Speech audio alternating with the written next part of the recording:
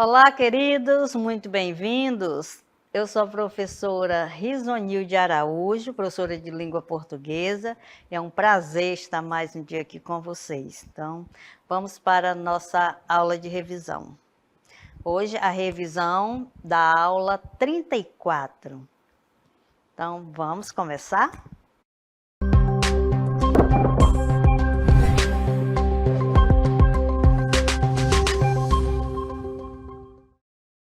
Então, hoje nós iremos falar de inferência, né?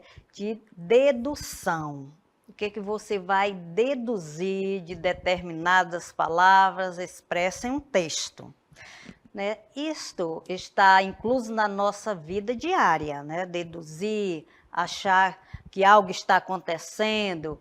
Então, isso a gente vai fazer no texto. E no nosso dia a dia, você se depara com várias situações, né? Você vai passando, sai aí da aula, aí passa em um determinado local e vê uma multidão, né? Você não vai deduzir alguma coisa, o que é que você vai pensar? Principalmente se você já conhece aquela parte, aquela área da sua comunidade, a área da sua cidade, e você já pensa, não, olha, está acontecendo que é uma briga, alguém está conversando, tem alguém vendendo algo ali. Então, isso é você inferir, né? Você pensar sobre o que pode acontecer, né? Dentro do que você está vendo. E dentro do texto não é diferente. Você vai fazer uma leitura, né? Imaginando aquilo que está nas entrelinhas, o que é que está nas entrelinhas, é aquilo que está além do que está escrito, que você imagina, né? Aquilo que acontece que não está explícito. Então, a gente vai começar vendo o que é inferência, que significa, né, deduzir. Bora apresentar aí para eles. Que significa deduzir? É você pensar, achar algo sobre aquela determinada situação, ou determinada palavra, ou de determinadas ações. Né? Quando você vai deduzir, é claro que você vai pensar, vai chegar a uma conclusão por meio de um raciocínio que você vai fazer. E esse raciocínio te leva, né, a várias situações. E quando a gente fala também inferir, que está tudo ligado à inferência, né, significa realizar um raciocínio. Quando você vai inferir sobre algo, você vai realizar, né, esse pensamento, esse raciocínio, com base em informações já conhecidas, a fim de se chegar a informações novas, que não estejam explicitamente marcadas no texto. Quando se fala, né, realizar um raciocínio com base em informações já conhecidas, então é claro que se você for pensar, for inferir determinada situação, você conhece. Você não vai pensar sobre algo se você desconhecer. Então, a partir dali, olha, você vai, observa, né, no grupo que está lá, você já pensa, você já é acostumado, você já viu que naquele determinado local vende peixe. Então, você já vai deduzir, vê uma multidão lá, olha, chegou peixe, acho que estão vendendo, né? Então, se tem alguém, você, né, inferiu que está acontecendo alguma coisa, mas com relação a tudo que você conhece, com suas experiências. E a partir daí, você vai criando, né, situações novas, que você vai pensando, vai deduzindo, para chegar a uma conclusão final. Então, quando se fala chegar a informações novas que não esteja explicitamente marcada no texto, né, você vai também criar novas informações.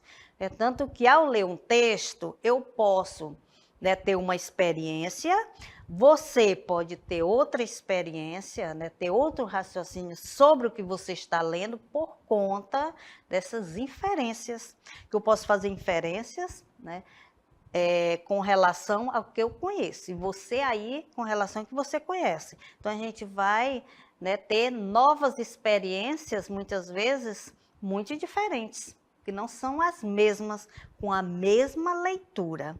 Então, a gente vai continuar falando sobre inferência, analisando aqui duas situações.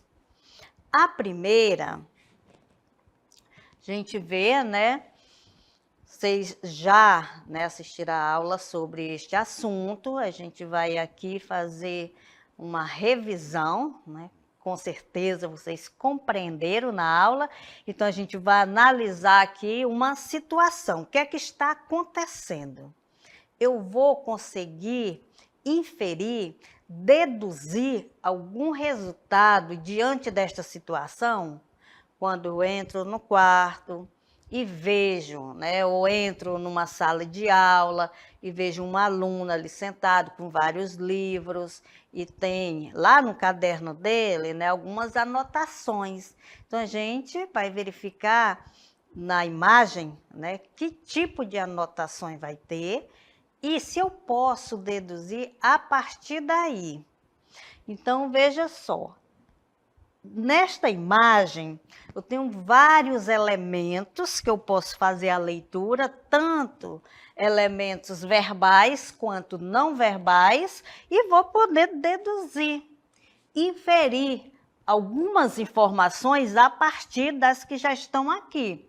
Então, vejo ele aqui, o rapazinho, né, está estudando. Por que eu sei? Está estudando, tem vários livros, tem algumas informações. Né? Não é do nada que eu vou chegar, ele está lá e eu vou dizer, ele está estudando. Ele está falando no telefone. Não, vou ter que ter, né, algumas informações prévias sobre isto para eu poder tirar essas conclusões. Então, aqui eu vi mais uma informação, que ele tem uma entrevista dia 15/4. Dia 15/4, aí eu já venho, olha, eu imaginei que ele estava estudando para uma prova.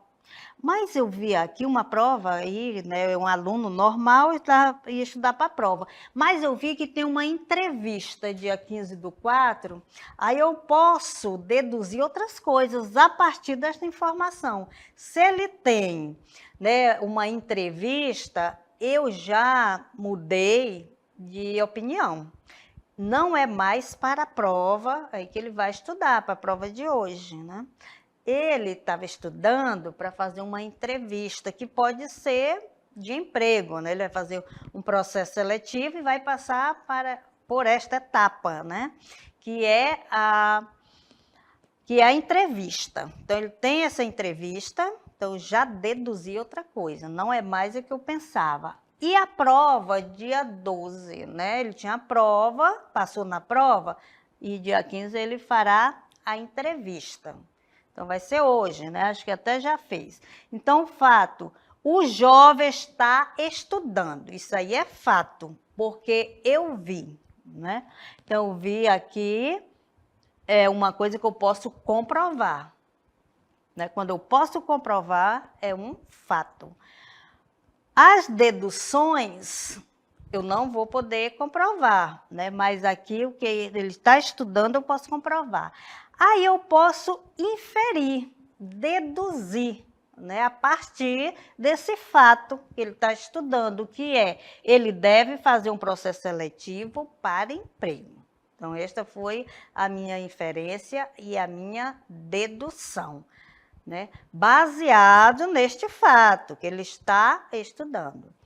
A moça aqui também, veja que eu vou ter que fazer uma leitura não verbal. Então, não verbal a partir das imagens, né? Mas dá para eu inferir algo, deduzir algo sobre esta situação, mesmo que seja não verbal, porque não tem nada escrito, né? Então, vou fazer essa leitura somente da imagem. Qual é a posição da moça? Ela está curvada. vejo com os olhos fechadinhos, como se estivesse muito triste. A gente sabe que pela posição ela está muito triste. Aí eu posso, né, ver aqui, é um fato que ela está curvada nesta posição. Mas eu posso deduzir por que ela está curvada. Vejo aqui uma mochila, posso deduzir que ela não foi bem, ela estava na sala de aula, né, fez uma prova e não foi bem. Posso deduzir que quando ela estava lá, recebeu uma mensagem do namorado, terminando com ela, tudo isso a partir desse fato. Então, a inferência, a dedução ou a conclusão, ela deve estar passando por algum problema. Isso aí, né, quando está nesta situação, eu posso pensar, eu posso inferir e posso adiantar ainda mais outras informações, né? Dizer, eu acho que é porque ela terminou com o namorado, que ela está triste, eu acho que é porque ela não passou na prova, eu acho que a mãe mandou uma mensagem para ela falando algo, né, sobre a família, então, mil e uma coisa eu posso deduzir. Então, lê nas entrelinhas, compreender as ideias de um texto em sua totalidade é necessário, né? Então, para eu ler um texto e passar todas as informações necessárias, é importante que eu faça essa leitura, né?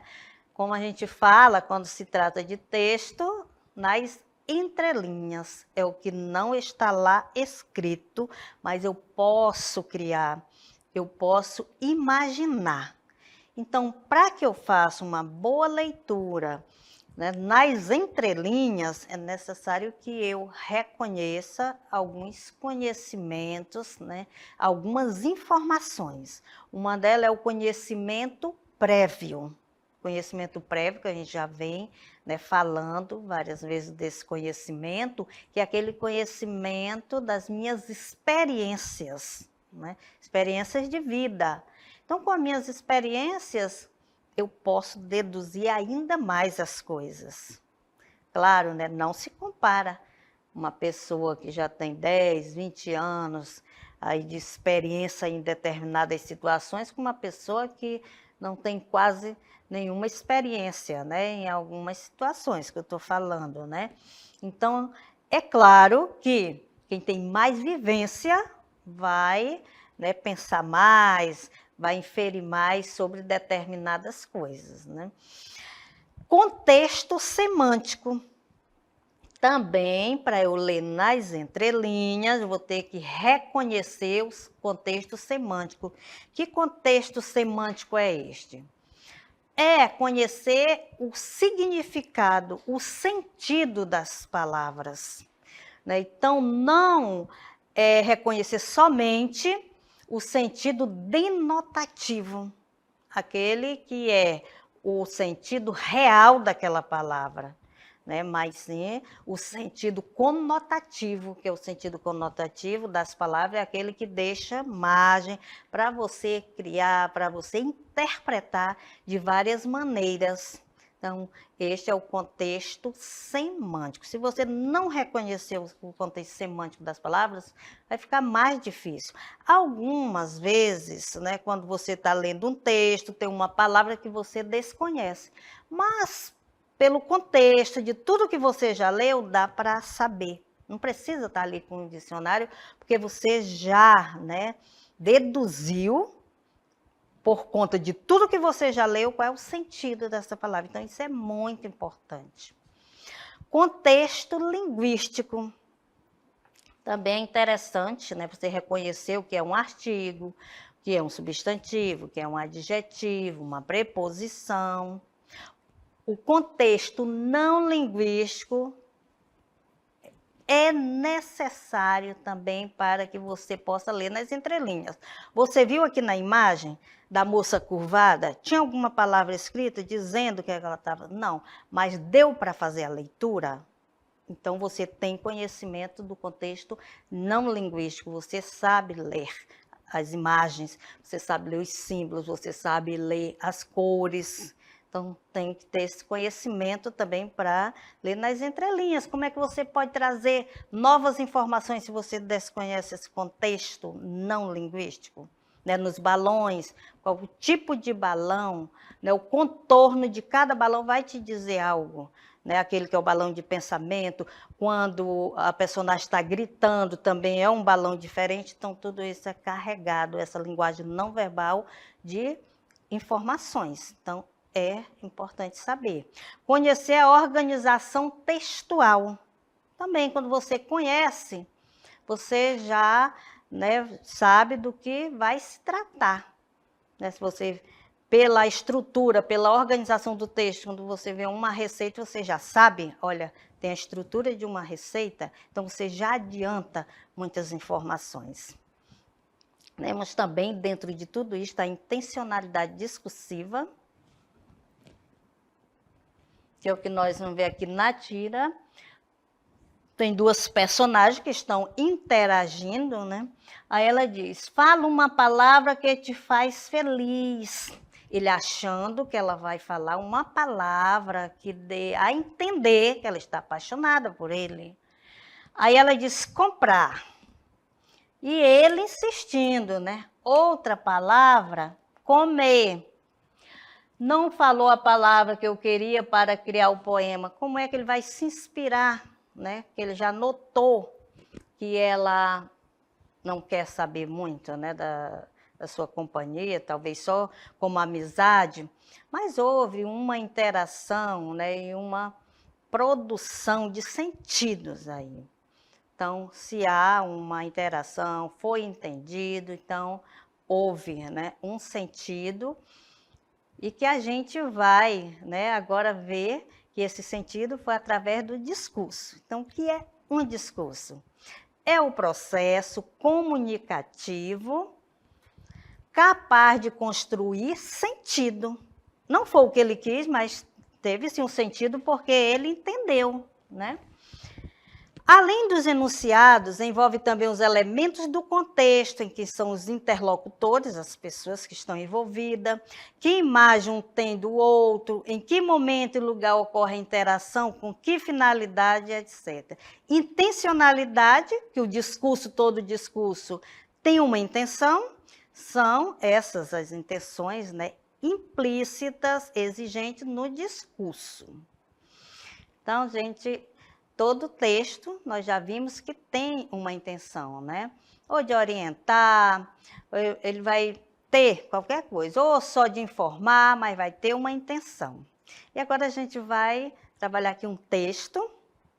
Primeiro fica o texto chamado Fora de Si, e vamos observar que se nós podemos, né, deduzir algo sobre esse texto, eu fico louco, eu fico fora de si, né? O compositor, né, ele já explicou, né, toda a situação aqui no primeiro verso, né? Eu fico louco.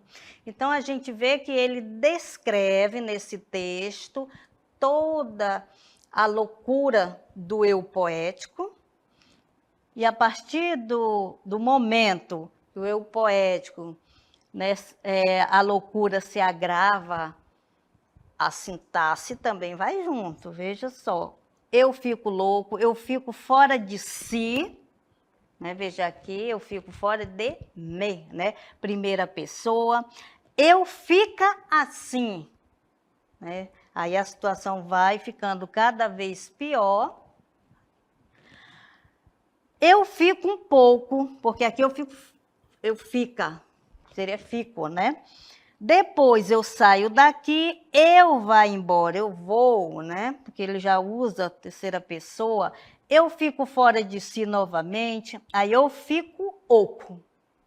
Não compreendo mais nada. Eu fico bem assim, eu fico sem ninguém em mim. Né? Quando a gente lê um texto desse, a gente já nota que há um problema sério, né, com o eu lírico. Então, o que é que nós podemos deduzir dentro desse texto? A dedução é que o eu lírico, né, tem um comprometimento muito grande de loucura, né? Então, dá para você identificar nas entrelinhas que não se trata de uma pessoa, né, que não tenha os problemas mentais, né? Então, trata-se de uma pessoa que tem, e não que não tem. Então, gente, é isso aí, né? Nós vamos agora para outro momento da nossa aula, então, esta é a nossa revisão e até a próxima.